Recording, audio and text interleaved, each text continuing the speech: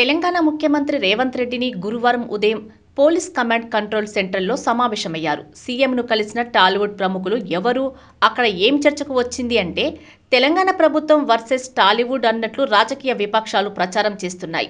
తెలంగాణ ముఖ్యమంత్రి రేవంత్ రెడ్డి పేరును అల్లు అర్జున్ మర్చిపోవటం వల్ల అరెస్టు వరకు వెళ్లిందని కేటీఆర్ వంటి నేతలు బహిరంగంగా వ్యాఖ్యానించారు.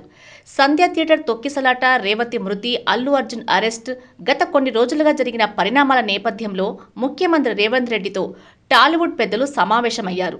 తెలంగాణ ఫిలిం డెవలప్మెంట్ కార్పొరేషన్ అధ్యక్షునిగా ప్రముఖ నిర్మాత దిల్ రాజును నియమించిన సంగతి తెలిసిందే. పరిశ్రమకు ప్రభుత్వానికి మధ్య వారధిగా తాను ఉంటానని, ముఖ్యమంత్రి తన మీద భరోసా ఉంచారని, దాన్ని నిలబెట్టుకుంటానని ఇటీవల దిల్ రాజు వ్యాఖ్యానించారు. ఆయన నేతృత్వంలోనే టాలీవుడ్ పెద్దలు ముఖ్యమంత్రిని కలిశారు. తెలంగాణ ముఖ్యమంత్రి రేవంత్ రెడ్డితో టాలీవుడ్ ప్రముఖుల సమావేశం పోలీస్ కమాండ్ కంట్రోల్ రూమ్లో జరిగింది. ఈ సమావేశానికి మొత్తం 36 మంది హాజరైనట్లు తెలిసింది.